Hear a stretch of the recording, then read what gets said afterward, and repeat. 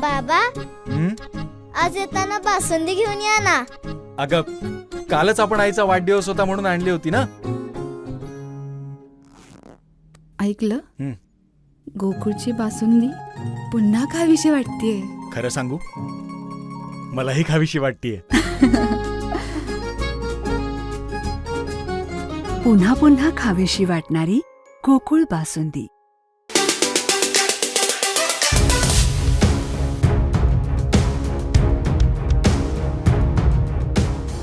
आंबोली जिल्हा परिषद मतदारसंघातून शिवसेनेनंतर भाजपनंही आपला उमेदवार दिलाय.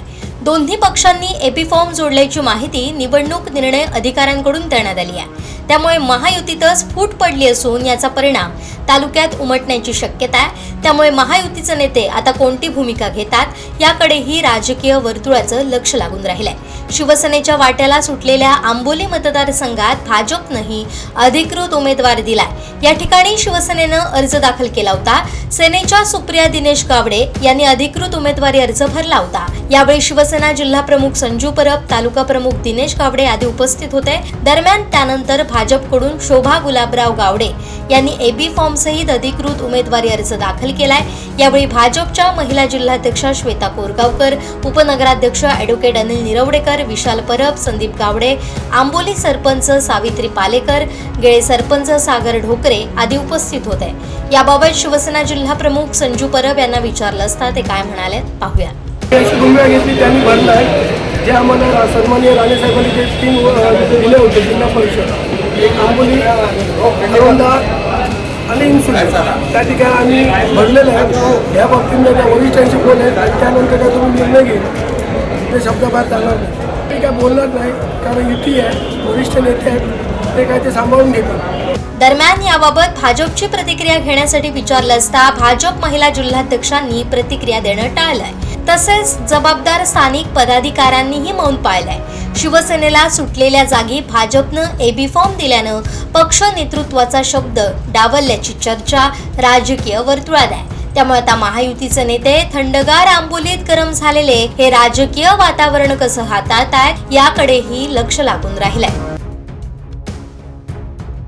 सिंधुदुर्ग जिल्हा परिषद आणि पंचायत समिती निवडणुकांचं जे बिगुल वाजल्यानंतर खऱ्या अर्थानं आज शेवटचा दिवस आहे उमेदवारी अर्ज दाखल करण्याचा. आणि जी काही रणधुमाळी पाहायला मिळते उमेदवारांमध्ये ती आपण अगदी सकाळपासून पाहतो. आज शेवटचा दिवस असताना आज एक महत्त्वाची घडामोड अशी आहे की सावंतवाडी तालुक्यामध्ये आंबोली जिल्हा परिषदचं मतदारसंघ आहे. तिथे भाजपनं आणि शिवसेनेनं या दोघांनीही आपल्या उमेदवारांचा जो उमेदवारी अर्ज आहे तो दाखल करत असताना दोघांकडनं एबी फॉर्म जोडण्यात आलेत.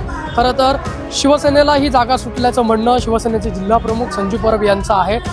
3 जागा ज्या तालुक्यातल्या त्यामध्ये आंबोली असेल, औंढा आणि इंसुली या 3 जागा शिवसेनेच्या वाट्याला महायुतीत सुटल्याचं त्यांचं म्हणणं होतं. मात्र असं असताना देखील भाजपनं आंबोलीमधनं एबी फॉर्म जोडल्याचं या ठिकाणी निवडणूक निर्णय अधिकाऱ्यांकडनं सुद्धा सांगण्यात आलेलं आहे.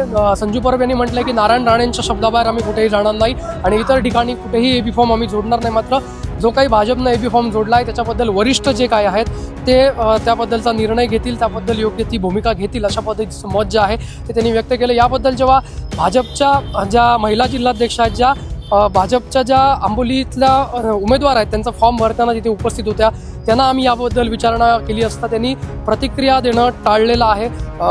वरिष्ठ लेवलला नेमका काही जागांमध्ये बदल झाला आहे का किंवा काय झालं याची आपल्याला अद्याप कल्पना नाही, त्याच्यामुळे आता प्रतिक्रिया देऊ शकत नाही अशा पद्धतीचं मत जे आहे ते त्यांनी या ठिकाणी व्यक्त केलं आहे. आपण जर पाहिलं तर भाजपकडनं आणि शिवसेनेकडनं दोघांकडनं ही एबी फॉर्म जे आहेत आंबोली मतदारसंघामध्ये हे दाखल करण्यात आले होते.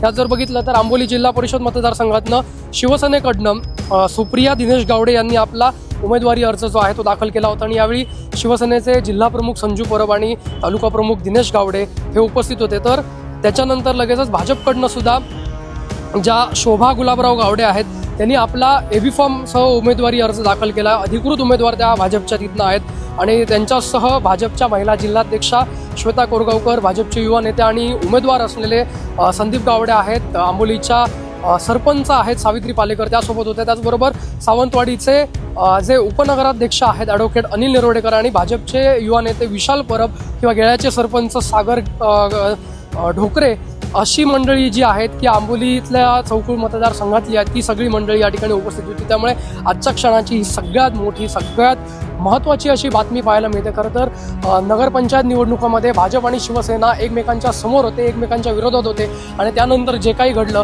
ते सर्वश्रुत आहे. आणि त्यानंतर खऱ्या अर्थानं पाहिलं तर या जिल्ह्याचे खासदार आणि माजी मुख्यमंत्री नारायण राणे यांनी महायुती झाल्याची जिल्हा परिषद पंचायत समितीमध्ये घोषणा केली होती. आणि त्यानंतर जागा वाटपांचे जे सूत्र ठरलं होतं त्यानुसार 31 आणि 19चं सूत्र त्यांचं ठरलं होतं. आणि याप्रमाणे सावंतवाडीच्या मतदारसंघाच्या वाट्याला आलेल्या जागांपैकी 3 जागा ज्या आहेत त्या सावंतवाडी तालुक्याला सोडण्यात आल्या होत्या आणि त्यामध्ये या जागेचा समावेश होता. त्यामुळे आता एकंदरीतच कुठेतरी भाजपकडनंच भाजपचे नेते असणारे नारायण राणेंचा शब्द डावलला गेलाय की काय अशी चर्चा या निमित्तानं रंगू लागली आहे. याबद्दल जेव्हा संजू परब यांना विचारलं असता ते म्हणाले की नेत्यांच्या निर्णयाबद्दल आपण कोणताही विधान करणार नाही, मात्र नारायण राणेंच्या शब्दाबाहेर शिवसेना जाणार नाही अशा पद्धतीचं विधान जे आहे ते या निमित्ताने केलेलं आहे. एकंदरीतच बघितलं तर या सगळ्या पार्श्वभूमीवर भाजपने जो उमेदवारी अर्ज दाखल करत अधिकृत एबी फॉर्म दाखल करत महायुतीतच कुठेतरी फूट पडल्याचं चित्र या निमित्तानं पाहायला मिळतंय. विनायक गावस, कोकण 7 लाईव्ह, सावंतवाडी.